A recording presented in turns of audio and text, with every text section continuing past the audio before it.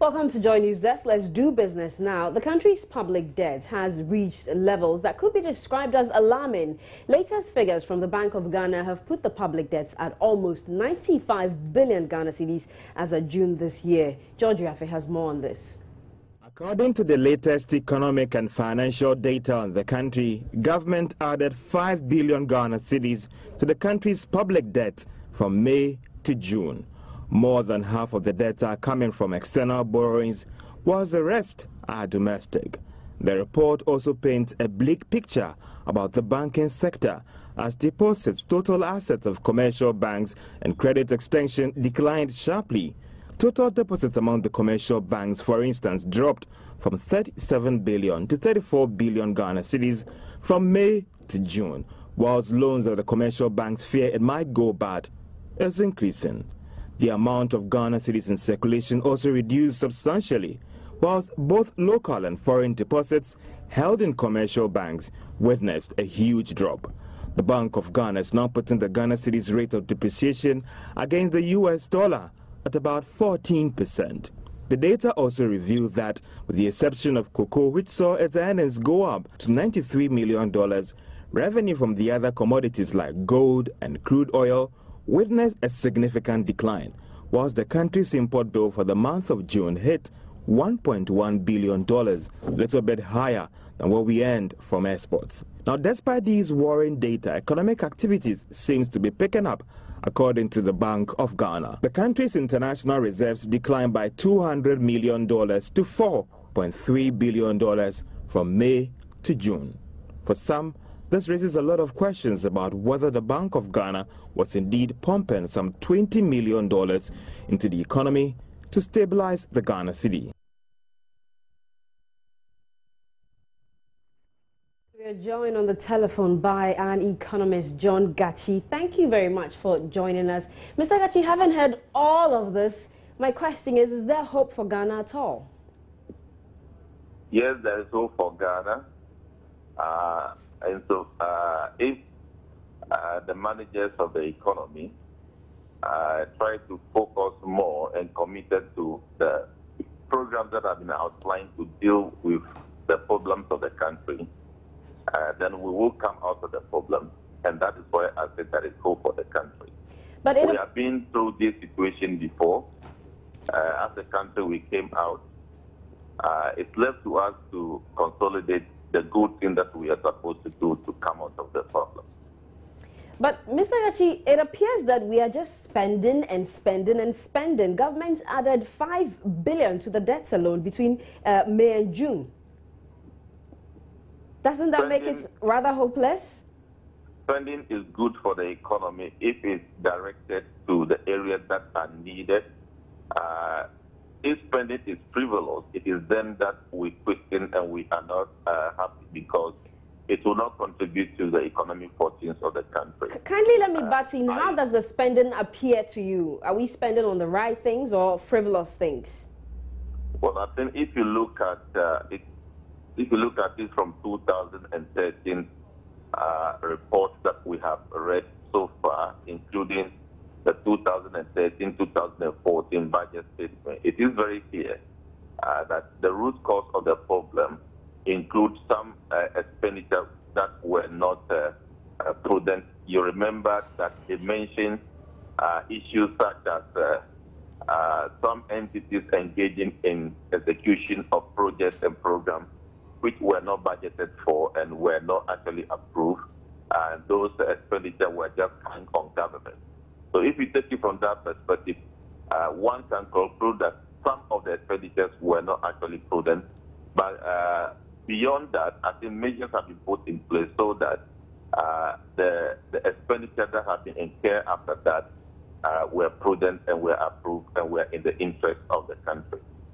Doc, our public debt now is being put at 95 billion Ghana cedis. Depreciation of the cedi is pegged at 14%. It's going down at 14%. We've seen cocoa earnings also decline. What's the impact on the economy? Well, if the decline in commodity prices continue, it will continue to pose risk to managing the currency. it will continue to pose some risk to ensuring lower inflation because the inflation basket also includes inputs from depreciation of the currency. So that is the risk that is posed to the economy. And unfortunately, these are not issues that to be dealt with immediately. These are things that you can only deal with in the medium to long term because you need to take steps to add more value to your export commodity, which cannot be done in the immediate term. You need to take steps to deepen and enhance your export destination. You need to take steps to enhance the general diversification of your export. And these are things that will be gradual, focused, and not in the immediate term. Doc, let's play out its impact on businesses and also on ordinary Ghanaians. The impact is very clear to all of us. So long as depreciation contributes to inflation, it causes general rise in prices of goods and services that define a hostile economic environment that affects the cost of doing business. In our case, this is also enhanced, or the difficulty imposed by this development is enhanced because we are also experiencing challenges with energy, which is very sensitive to productive activity and social comfort. So these are the things that we all are affected as a result of this development. Now, the Bank of Ghana says that economic activity is picking up despite all of these challenges with commodity prices and also the Dumsor matter. Is that really believable? Well, the figures are talking. So long as the figures are talking, one cannot change unless I have a different figure to that effect. But I believe what is expected is that the problem has actually lingered on for a long time. One is expecting that these problems are solved as quickly as possible. I think that's the expectation of the average Ghanaian and especially the business community. I think that is what we should be focusing on, that as soon as possible we must see a greater improvement in the energy situation to give comfort to planning by businesses to reduce their cost of doing business. And the aspect of the energy problem that is also contributing to a hostile business environment should also reduce as soon as possible. I think that should be the focus now. We're very grateful for your time. That's John Gachi. He is an economist doing a breakdown of the impact of the public debts rising. And he says all hope is not lost. Now, the Monetary Policy Committee of the Bank of Ghana is expected to keep its policy rates unchanged. The committee will be announcing the rates later this morning after a number of meetings last week to review the health of the economy. But with inflation declining, improved government revenue as well as some marginal stability, which the Ghana cedi is recording, the Bank of Ghana is likely to maintain the rate which it lends to commercial banks at 24%. This could result in lending rates in the country staying unchanged for some time.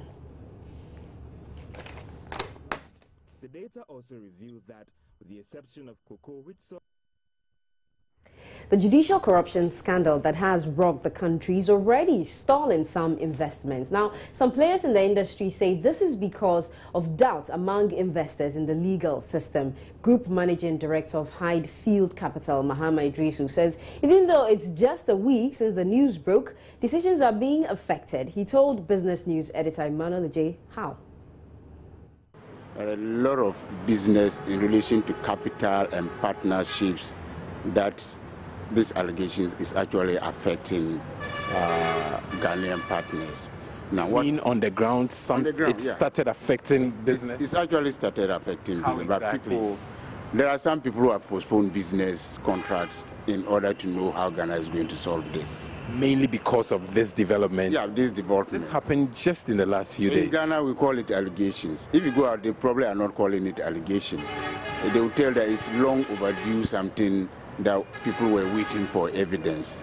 And for them, it doesn't take them too much thinking into an evidence to know that this should be enough evidence to be able to say that something is actually happening. I wish that you could give me specific example, maybe not as in mentioning names, some companies may not be interested in this, their names or their industries being mentioned. But as far as you know? As far as I know, this is actually generating doubts and people who are looking at Ghana for business partnerships, especially for people who are already in discussion. Fears this could affect government's planned Eurobond sale. Well, Mr. Idrisu has worked on the Eurobond before, and he's allaying all such fears.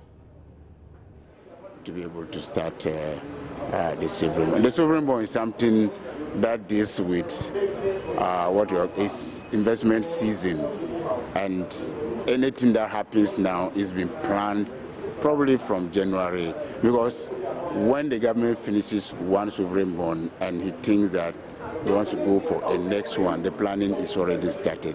The ratio will probably be postponed because they need to get some investors ready and available for the team to meet them and talk to them. And for sovereign bond settlement, the legal system actually doesn't have any effect on it, because government has already told the investors the source of funds that will be available to pay both their interest and principal if they are not probably having a negotiation to roll over already issued one that are maturing, and they actually want to make do with fresh money. That's it for business.